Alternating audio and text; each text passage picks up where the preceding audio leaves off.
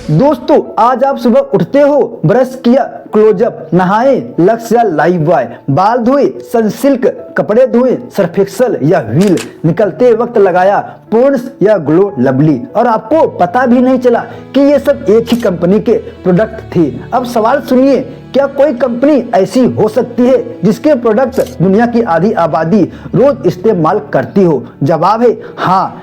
उस कंपनी का नाम है हिंदुस्तान यूनिलीवर लिमिटेड। लेकिन कहानी यही खत्म नहीं होती, क्योंकि आज हम जानेंगे ये कंपनी इतनी बड़ी कैसे बनी, क्या ये सच में इंडियन है या नाम का धोखा, आजादी के बाद इसे किन कानूनी जंगों से गुजरना पड़ा और वह सच जिसे कंपनी सालों तक छुपाती रही। तो वीडियो को अंत तक देखिए, क्योंकि ये कहानी सिर्फ साबुन की नहीं, सत्ता, सिस्टम और साइलेंस की है। दोस्तों समय का पहिया घुमाते हैं साल 1885, जगह ब्रिटेन। यहाँ रहते थे दो भाई, विलियम हेक्टेस लीवर और जेम्स डेर्सी लीवर। दोनों ने मिलकर एक कंपनी बनाई, लीवर ब्रदर्स, और बनाया एक साबुन, सनलाइट सोप। लेकिन ये साबुन सिर्फ मैल नहीं धोता था, ये एक आइडिया बेचता था, सफाई में सेहत, बेहतर समाज। यही वजह थी कि सनलाइट साबुन इंग्लैंड से निकलकर पूरे यूरोप में छा गया। साल 1888 कोलकाता पोर्ट पर कुछ बक्से उतरते हैं। बक्सों में क्या? Sunlight soap. यहीं से शुरू होती है लीवर ब्रदर्स की भारत में एंट्री। धीरे धीरे ये साबुन भारतीय घरों में घुसने लगता है। फिर आया लाइफ बॉय, और लाइफ बॉय सिर्फ साबुन नहीं था, ये डर बेचता था, अगर साफ नहीं रखोगे तो बीमार पड़ोगे। और भारत में ये स्ट्रेटजी काम कर गई।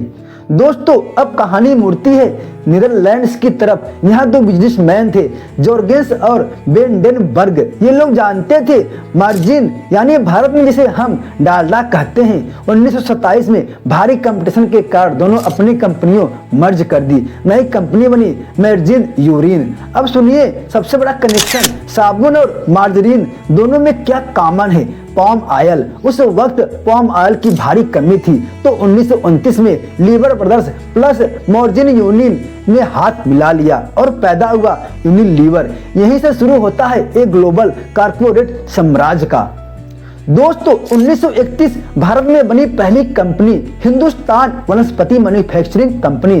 प्रोडक्ट था डालडा, लेकिन तभी आया स्वदेशी मूवमेंट। महात्मा गांधी का नारा था विदेशी सामान का बहिष्कार। ब्रिटिश कंपनियों की बिक्री गिरने लगी, यूनिलीवर्स घबरा गया और 1934 में मुंबई में पहली बार साबुन फैक्ट्री सोच साफ थी, अगर इंडियन बनना है तो इंडिया में बनाना पड़ेगा। सस्ता प्रोडक्शन, लोकल जॉब्स, देसी पहचान। यहीं से यूनिलीवर ने इंडियन मास्क पहनना शुरू किया। तीन कंपनियां मिलती है, हिंदुस्तान वनस्पति, liver brothers Indian, United traders, और बनती है Hindustan Unilever limited.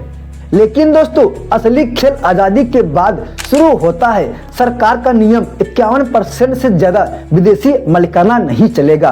Coca Cola चली गई, सेल चली गई, यूनिलीवर नहीं गया। कैसे? 10% शेयर इंडियंस को। इंडियन डायरेक्टर प्रकाश टंडन, 65% मैनेजमेंट भारतीय, कागजों में इंडियन, असल में ब्रिटिश। 1959 सर्फ एक्सल आया और 1964 में सनसिल्क इनिक और 1966 में बेबी फूड। हर साल नया प्रोडक्ट, हर सेगमेंट पर हमला। लेकिन 1973 में आया सबसे बड़ा झटका। दोस्तों सरकार ने दाम बांध दिए, कंपनी घाटे में जाने लगी। तब चेयरमैन टी थॉमस आए, जनता सोप, अगर प्राइस कंट्रोल चलता रहा तो HUL भारत छोड़ देता। 80 से 90 रुपए PNG आया एरियल, लेकिन असली खतरा था निरमा।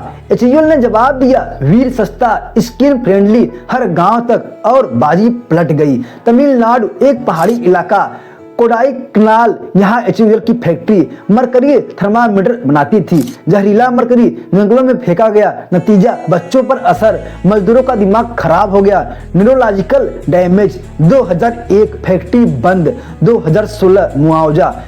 गोरा रंग सफलता, समाज भड़का, दुनिया बदली। 2020 फेयर एंड लवली बना ग्लो एंड लवली, नाम बदला सोच बदली, और 190 देशों में हर घर में मौजूद 6 लाख करोड़ से ज्यादा मार्केट कैप। तो सवाल वही है दोस्तों, क्या HUL एक भारतीय कंपनी है या फिर एक विदेशी ताकत जिसने भारतीय चेहरा पहन लिया है? फैसला आपको करना है। अगर यह वीडियो आपको पसंद आए तो इस वीडियो को लाइक और हमारे चैनल को सब्सक्राइब करना मत भूलना। मिलते हैं अगले वीडियो में, तब तक के लिए जय हिंद।